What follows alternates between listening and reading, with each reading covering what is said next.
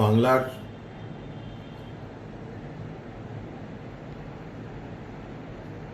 সাধারণ গরিব মানুষ যারা রুটি রুজির জন্য ভারতবর্ষের বিভিন্ন প্রান্তে ছড়িয়ে আছে, বাংলার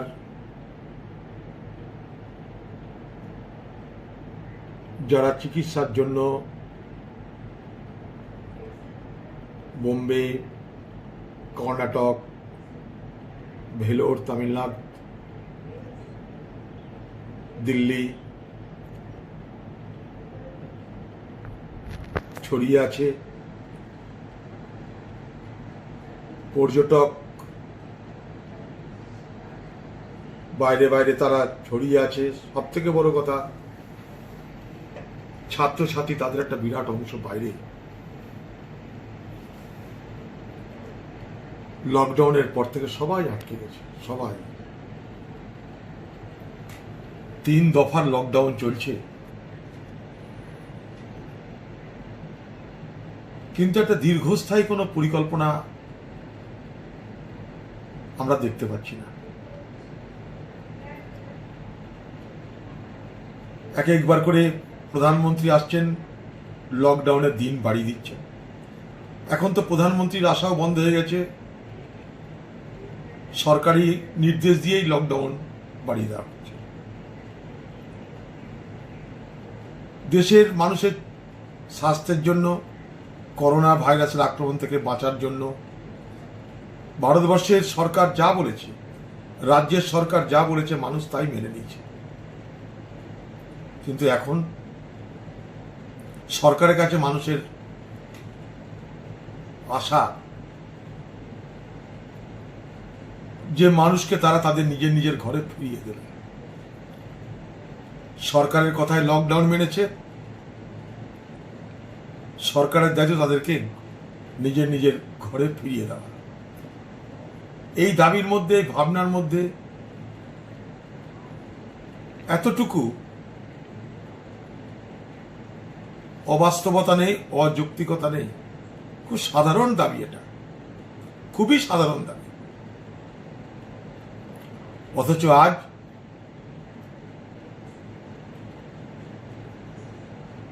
মানুষ ঘরে ফিরতে পারছে না। পশ্চিমবঙ্গের সরকারকে আমি বারবার করে বলেছি,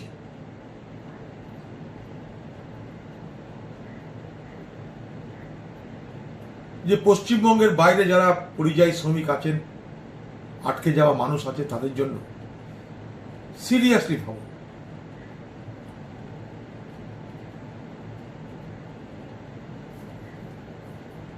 সরকার লকডাউন ছাড় দিচ্ছে, বলে দিল প্রত্যেকটা রাজ্য তার নিজের নিজের রাজ্যের পক্ষ থেকে নোডাল অফিসার নিয়োগ করে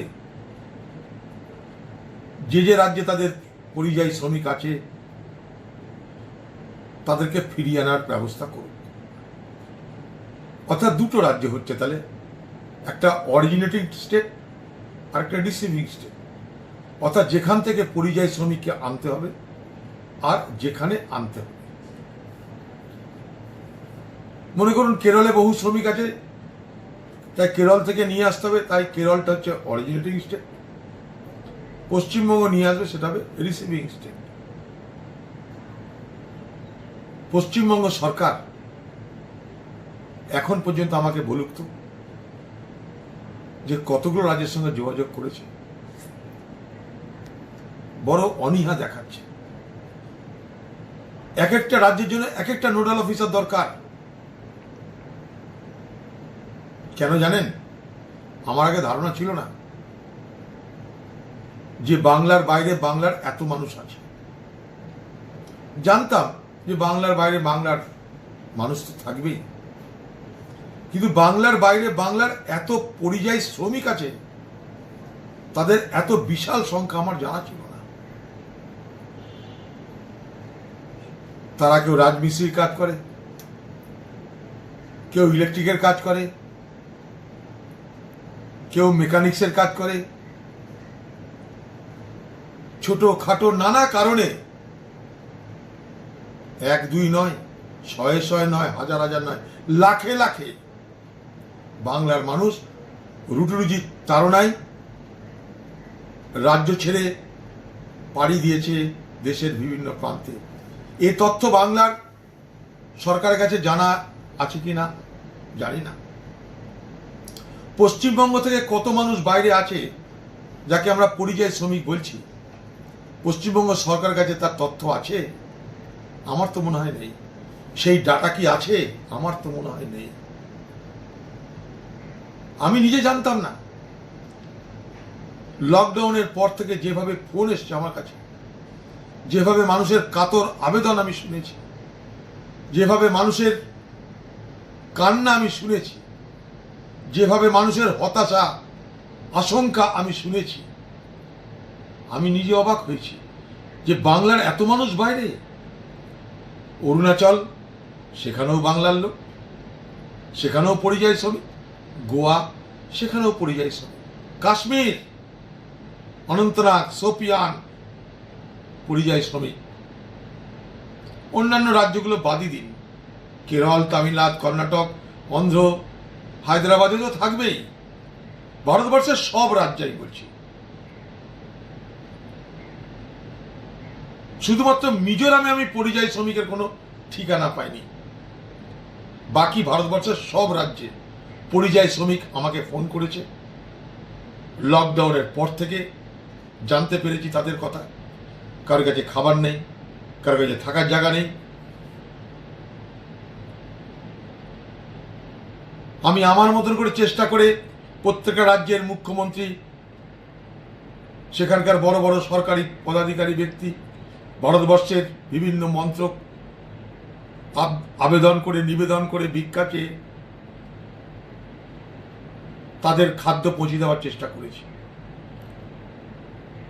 একবার নয়, বারবার করে সেখানকার মন্ত্রীদের সঙ্গে, কেন্দ্রের মন্ত্রীদের সঙ্গে, জনপ্রতিনিধি যারা আছে, যে পার্টিরই হোক, আমার পার্টি, বিপক্ষ পার্টি, সব পার্টি জনপ্রতিনিধিকে অনুরোধ করে, উপরোধ করে বাংলার সেই সমস্ত পরিযায়ী শ্রমিক,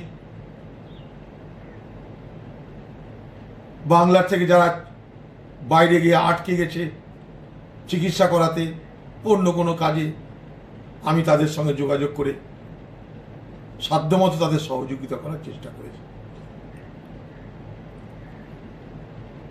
সে পর্যন্ত সেখানকার মানুষের একটা আশা ছিল যে লকডাউন তো ফিরে যাব। আজ সেই জায়গাটাই তাদের করুণ অবস্থা। লকডাউন উঠছে, ফিরে যাবার কোনো নিশ্চয়তা পাচ্ছে না। এই যে ফিরে যাবার অনিশ্চয়তা, এই অনিশ্চয়তায় তারা কিন্তু এক একজন মানসিক বিষাদে আক্রান্ত হচ্ছে, মানসিক ভারসাম্য হারিয়ে ফেলছে, মানসিক অবসাদের শিকার হচ্ছে। রীতিমতন কাঁদছে তারা ফোনে আমাদেরকে বাড়ি নিয়ে চলুন, আমাদেরকে বাড়ি নিয়ে যাওয়ার ব্যবস্থা করুন। আমি অসহায়ের মতন তাদের কথা শুনছি, কিন্তু কি করব? বারবার করে পশ্চিমবঙ্গ সরকারকে বলেছি যে সমস্ত কৃতিত্ব নিন দিদি, আপনি আমাদের সকলকে ব্যবহার করুন। আমি দিল্লিতে আছি, আটকে আছি, আপনি আমাকেও ব্যবহার করুন। আরে ভাই, রামচন্দ্রের সেতু বাঁধতে কাঠবিড়ালিরও দরকার হয়েছিল। আমি না হয় কাঠবিড়ালি হয়ে আপনাকে সাহায্য করব। আপনাকে সাহায্য করবো মানে বাংলার পরিযায়ী শ্রমিকদের, আটকে যাওয়া, ফেঁসে যাওয়া মানুষদের ফিরিয়ে আনতে আমি সহযোগিতা করতে চাই। কারণ আমি সেই সমস্ত মানুষদের কান্না, দুঃখ, অবসাদ সব বুঝতে পারছি। আমি পীযূষ গোয়েলের সঙ্গে একবার না একাধিকবার কথা বলেছি। পীযূষ গোয়েল আমাকে গতকাল সন্ধ্যে পর্যন্ত বলেছে, বিকেল পর্যন্ত বলেছে যে আজ বেলা 3টে পর্যন্ত তোমাদের রাজ্য থেকে কোনো রিকুইশন আসেনি ট্রেনের। তারপর বলল যে 3টের পর আমাদের কাছে 2টো রিকুইশন এসছে, একটা রাজস্থান, আজমির শরীফ, আর একটা কেরল। আমি বললাম 2টো ট্রেনে কি হবে? বলছে কি করব ভাই, রাজ্যকে তৎপর হতে বলো। গতকাল রাত্রে আবার তার সঙ্গে কথা বলেছি, পরশুদিন একবার কথা বলে জানলাম যে রাজস্থান আর কেরল থেকে একটা করে ট্রেন যাবে। গতকাল রাত্রে আবার তার সঙ্গে কথা বলেছি, সেই আমাকে ফোন করেছে, পীযূষ গোয়েল নিজে আমাকে ফোন করেছে, কারণ আমি তাকে খুঁজেছি গোটা দিন ধরে। দিয়ে আমাকে বলছে যে পশ্চিমবঙ্গ সরকারের জন্য একটা ট্রেন আমরা বরাদ্দ করেছি ব্যাঙ্গালোর থেকে, কিন্তু পশ্চিমবঙ্গ সরকার বলছে 7 দিন পর নেব। আমি পীযূষ গোয়েলকে জিজ্ঞেস করেছি যে যারা আসবে তাদের তো পকেটে পয়সা নেই, তো উনি আমাকে বলেছেন 85% যাতে কেন্দ্র দেয় তার কথা ভাবছি আমরা। বাংলার মুখ্যমন্ত্রী বাংলার মানুষগুলোকে ফিরিয়ে আনুন। সোনিয়া গান্ধী দাবি করেছে, সোনিয়া গান্ধী বলে দিয়েছে, সোনিয়া গান্ধী আশ্বাস দিয়েছে যে পরিযায়ী শ্রমিকদের ফিরিয়ে আনতে যদি সরকার টাকা না দেয় কংগ্রেস সেই টাকা বরাদ্দ করবে। কি করে আমরা বরাদ্দ করব? ভিক্ষা করে, চাঁদা চেয়ে, যেভাবেই হোক। ঠিক একইভাবে বাংলার পরিযায়ী শ্রমিক আটকে পড়া মানুষদের জন্য আপনিও বলুন যে ট্রেনের ভাড়ার পরোয়া করি না, বাংলার মানুষ, বাংলার বাইরে আটকে থাকা প্রত্যেকটা বিপদে পড়া মানুষকে ফিরিয়ে আনবে। তার জন্য যদি ভাড়া দিতে হয় সেই ভাড়া সারা বাংলার মানুষ জোগাড় করবে। খেলা, মেলা, আনন্দ উৎসব, ক্লাব, অনেক টাকা খরচ হয়। এই সমস্ত পরিবারের মানুষদেরকে নিয়ে আসুন, যত টাকা লাগে খরচ করুন। তার জন্য ভিক্ষা করতে হয়, ভিক্ষা করুন, আমরা সবাই মিলে ভিক্ষা করব। পশ্চিমবঙ্গে 42 এমপি আছে। আজকে প্রধানমন্ত্রী যখন 2 বছরের এমপিআরের টাকা করোনার ভাইরাসের বিরুদ্ধে লড়ার জন্য কেটে নেয়, আমাদেরকে না জিজ্ঞেস করে কেটে নেয়, তখন তো আমরা প্রতিবাদ করি না। যদি দেশের ভালো হয় হোক, হয়তো আমরা বলি এভাবে টাকাটা কাটার দরকার ছিল না, কারণ আমরা করোনার পিছনে টাকাটা খরচা করতে পারতাম। তবু আমাদের না বলে 2 কোটি টাকা, 5 কোটি টাকা যেগুলো আমরা পাই বছরে, সেই 5 কোটি টাকা 2 বছরে কেটে নিয়েছে। আমি পশ্চিমবঙ্গের তৃণমূল নেত্রী মমতা ব্যানার্জিকে, বাংলার মুখ্যমন্ত্রীকে বলবো, আপনি প্রস্তাব দিন কেন্দ্রের কাছে যে পশ্চিমবঙ্গের 42 এমপি, তাদের প্রত্যেকের যে এমপিআরের টাকা, সেই টাকা থেকে 1 কোটি 2 কোটি করে টাকা রাজ্যের বাইরে থেকে যে সমস্ত শ্রমিক, যে সমস্ত আটকে পড়া মানুষ বাংলায় ফিরে আসবে, তাদের জন্য বরাদ্দ করা হোক। আমি সেই টাকা আপনাকে দেব, আপনি শুধু পারমিশন করে নিন। প্রধানমন্ত্রীকে দাবি করুন, আপনার সঙ্গে সঙ্গে আমিও দাবি করব। পশ্চিমবঙ্গে 42 এমপিকে টাকা দিতে হবে। পশ্চিমবঙ্গ থেকে সবাই ভোটে জিতেছে, তাদের প্রত্যেকের দায়িত্ব সেই রাজ্যের মানুষগুলোকে বাইরে থেকে ফিরিয়ে নিয়ে আসা।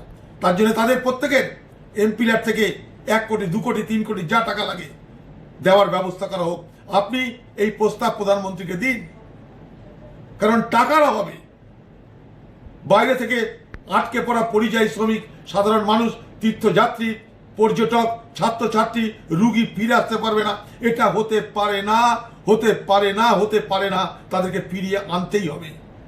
তার জন্য আমাকে যদি কোনো দায়িত্ব দেন, আমি আগেও বলেছি, আজও বলছি, পালন করব।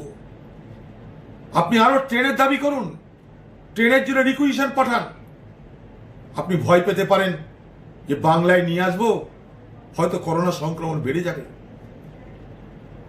আপনার আশঙ্কা অমূলক, এ কথা কখনো বলবো না, কিন্তু তার মানে এটা নয় যে তাদেরকে আনা যাবে না। আপনার যদি সন্দেহ হয়, যে রাজ্য থেকে আসবে সে রাজ্যের সঙ্গে কথা বলুন, নোডাল অফিসার, যে ভাই ট্রেনে ওঠানোর আগে দেখে দাও যে তাদের করোনা নেই। নামানোর পর আপনি তাদের যে এলাকায় পাঠাবেন সেখানকার প্রশাসনকে বলে দিন যে গ্রামে ঢোকার আগে কোয়ারেন্টাইনে থাকবে। সেখানে স্কুল আছে, প্রত্যেকটা গ্রামে আজকে স্কুল আছে, প্রত্যেকটা গ্রামে ICDS সেন্টার আছে, প্রত্যেকটা গ্রামে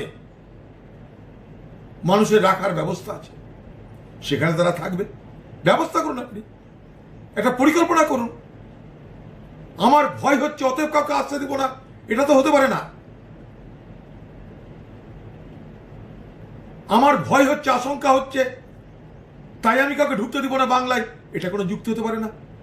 আমার টাকা নেই তাই আমি বাংলার কোনো শ্রমিককে আনবো না, এটারও কোনো যুক্তি নেই। তারা আপনার রাজ্যের বাসিন্দা, তাদের পরিবারের ভোটে আপনি মুখ্যমন্ত্রী হয়েছেন, তাদের ভোটে আমি আপনি সবাই জনপ্রতিনিধি হয়েছি। তাই আজ যখন বিপদের দিন, এই বিপদের দিনে তাদের পাশে যদি আমরা না দাঁড়াই, তাহলে আমরা জনপ্রতিনিধি হলাম কিসের জন্য? ভোটের সময় সবাই আমরা কথা দিই মানুষকে, বিপদে থাকবো, আপদে থাকবো, সুখে থাকবো, দুঃখে থাকবো। এখন কোথায় আমরা দাঁড়িয়ে আছি? কোথায় বাংলার মুখ্যমন্ত্রী দাঁড়িয়েছেন আপনি? এটাই তো সময় মানুষের পাশে দাঁড়ানোর। আপনি মামাটি মানুষের নেত্রী বলে দাবি করেন। পশ্চিমবঙ্গের মানুষের এত বড় বিপদ আমি আমার জীবনে দেখিনি, ভারতবর্ষের মানুষের এত বড় বিপদ আমি আমার জীবনে দেখিনি। তাই সর্বস্ব দিয়ে বাংলার সেই পরিযায়ী শ্রমিকদের, আটকে পড়া মানুষদের ফিরিয়ে আনুন। প্রতিদিন ভারতবর্ষের রেলে কোটি কোটি মানুষ যাতায়াত করে, 2.5 কোটি মানুষ প্রতিদিন ভারতবর্ষের রেলে যাতায়াত করে, 2.5 থেকে 3 কোটি। এক বছরে আমরা কত যাত্রীকে পরিবহন করাই জানেন রেলের মাধ্যমে? সারা পৃথিবীর জনসংখ্যার সমান। ভারতীয় রেল সব পারে। আপনি রেলমন্ত্রী ছিলেন, আপনি জানেন। আমি রেলের ছোট মন্ত্রী ছিলাম, হাফ প্যান্ট পরা মন্ত্রী আপনার বাসায়। আমি জানি, কাজে লাগান। আপনি আপনার প্রভাব, প্রতিপত্তি, চেনা পরিচয়, আপনার মুখ্যমন্ত্রিত্বের ক্ষমতা প্রয়োগ করুন। আমিও আমার মতন করে একজন জনপ্রতিনিধি হিসাবে আমি আমার ক্ষমতা প্রয়োগ করব। বাংলার সমস্ত জনপ্রতিনিধি তাদের মতন করে, তাদের নিজের নিজের ক্ষমতায় তারা তাদের প্রভাব যা আছে সেগুলোকে প্রয়োগ করুক। বাংলার মানুষকে আসুন আমরা সবাই মিলে তাদের ঘরে ফিরিয়ে আনি।